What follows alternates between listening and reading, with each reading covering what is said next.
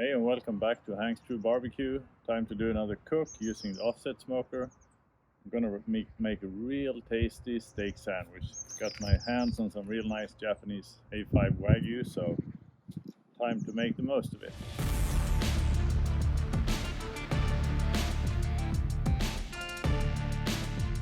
As you've seen, I've done Wagyu before. I keep doing it mainly because it's so incredibly tasty. And I always love the combination of adding smoke flavor to such a rich meat. So this is what it looks like. I had it in the freezer for a few months. Decided today is the time to cook it. Now, this is 600 grams, which translates into 21 ounces, I believe. Looking good.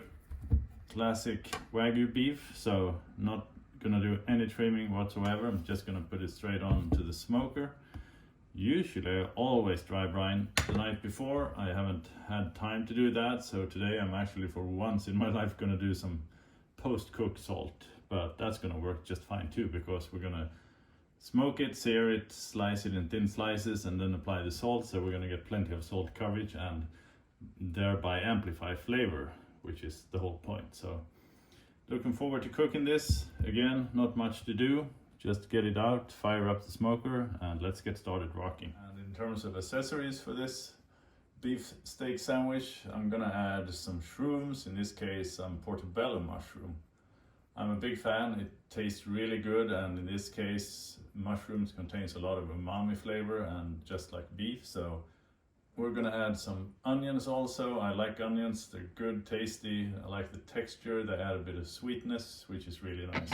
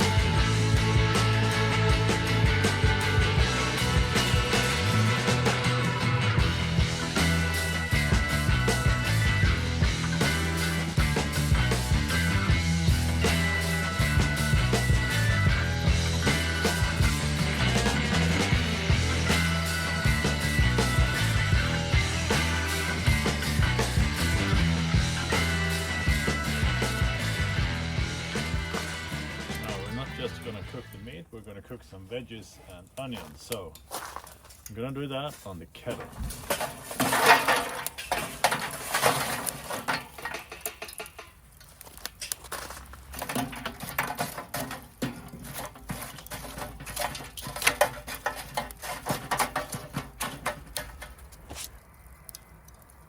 I think I'm going to leave this on the side because otherwise it's just going to get too hot. After all, we're just going to fry up some onion and veggies, so don't need all the heat. But let's get this one back on. I'm gonna need the grates.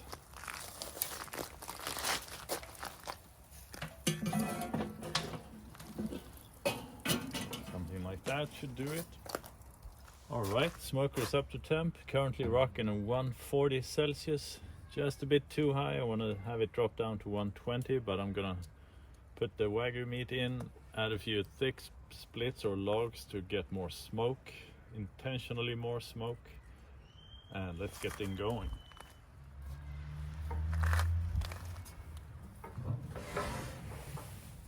There you go. Now to get a bit more smoke and also cool this down a bit, I'm gonna drop in this big old log.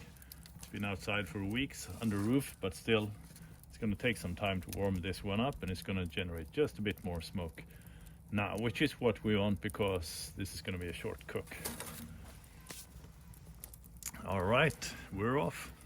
Now in the meantime, this one's gotten pretty hot, actually too hot, as you can tell based on the smoke here. So now a really easy way of adjusting temp is simply pulling this off the heat. So I'll leave it like this for a few minutes and then we can get started adding beef tallow and started frying some onions and the mushrooms for that umami flavor. It's gonna be good. Let's test out the heat by adding some beef tallow. Let's see where this is at. Yeah, that's looking good, not melting too fast.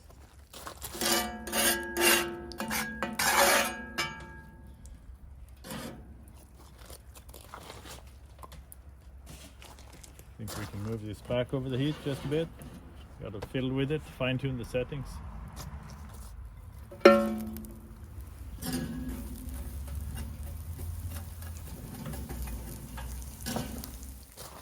to crank up the heat a bit, flip it around.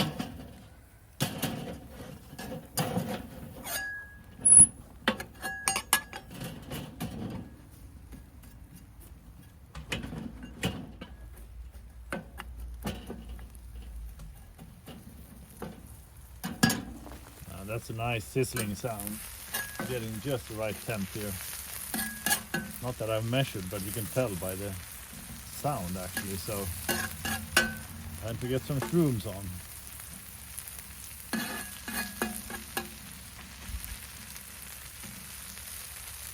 Oh, this is gonna be good. These are looking pretty good, just about done, which is nice. I'm gonna scoop them up.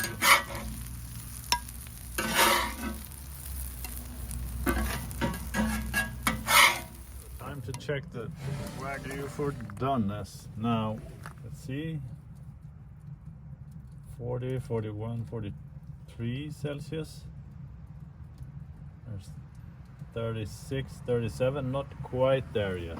But the good thing is it's been taking longer than 30 minutes, which I didn't expect, so that's good because that means we add more smoke flavor. So we'll leave this for another 5, I guess, and then we can get started searing.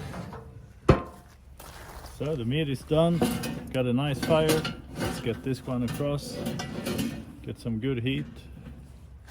And it's time to get to searing. I'm gonna add some more. Actually, I'm gonna place it here, get this one hot enough. I took it off the fire just to not burn it, but let's add some more beef tallow and then get this Wagyu beef on there. Now for searing purposes I don't need the grease, but it's a good temp indicator, so because when this Wagyu beef gets placed on the griddle it's gonna release so much fat anyway, so again this is just me doing a very manual old school temp check.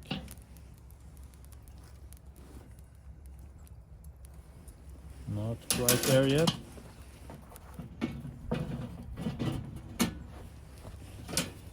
Soon enough though. And that only took a minute, so let's get some nice charring on this one.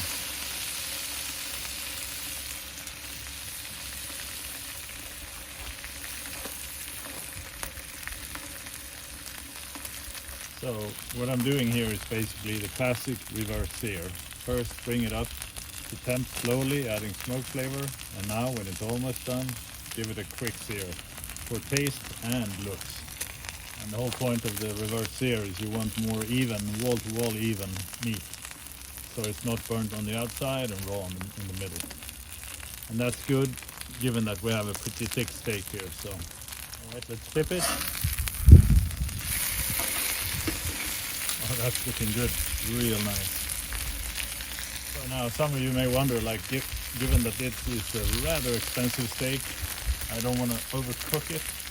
Well, you could overcook this just like any other cut of meat, but in this case, if you go a few degrees too high, it's not that big of a problem because this is so brutally rich or intense in marbling that it's going to be pretty soft and gelatinous anyway. But I think this is done. We're just going to pull this off and then start filling our sandwich. Alright, the meat has cooled off just a bit. Time to slice into this bad boy. I'm really happy with how the searing came out. Pretty spectacular, so I mean, let's just slice it right down the middle.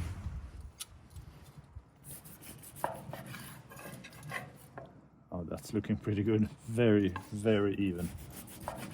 I'm gonna sample this. Just gonna get a pinch of salt. I think this Meat deserves it. That's good.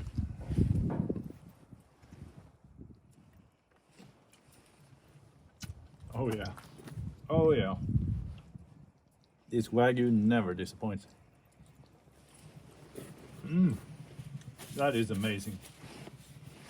That is amazing. All right. Time to build a sandwich. I'm gonna get a few slices off of this one. Should be good size sandwich nibbles, and we're gonna put plenty on this one. It's gonna be a meat lover sandwich, that's for sure. Oh yeah. I just love the richness of the meat. The fat flavor is just different. A lot more unsaturated fat, which gives it quite a different character. So I'm just gonna build this sandwich right here on the grates. This is some sourdough bread with some walnuts in it, and I'm gonna get some horseradish cream on it, so it's not as hot or strong as the original, but I really like this as a spread. Gives a nice kick, but not too much. I'm gonna get some of that onion we fried for sweetness and overall good flavor.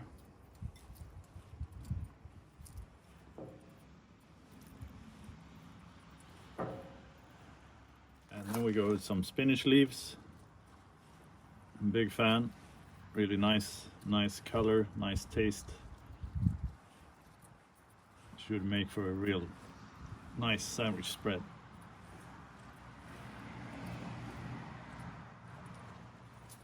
And now let's get some of that tasty Wagyu beef on top.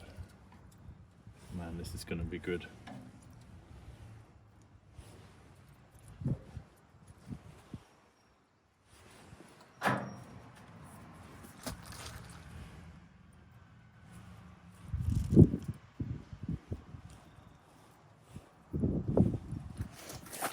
So I've tasted the meat, but what about the whole sandwich? See if I can snake bite this sucker bit. It's looking fantastic.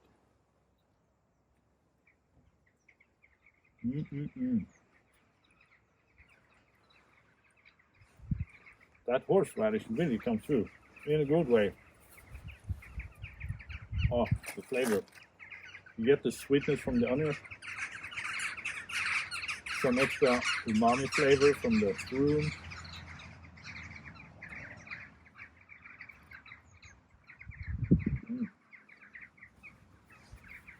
Oh, that's good. Oh, that's good.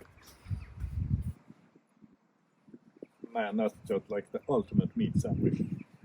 That flavor, just gonna grab this. Wow. This is an easy cook, I have to say. Low and slow for 30 to 35 minutes. Then sear it. Target temp in this case was 55 degrees Celsius. Just right, and I like the combination. I mean, you have good sides if you like, or like the mushrooms and the horseradish, but it doesn't overpower. It complements the meat, which is key, of course, when you have such a fantastic cut of meat. So, as always, I keep recommending if you buy any Wagyu, Japanese, American, whatever, it is richer, higher in fat, so give it smoke flavor. It needs it, it serves it. Absolutely amazing. We're gonna dig into this. I did bring a nice bitter, one of my favorites from Yorkshire, really good, so I think it's time to celebrate a good cook.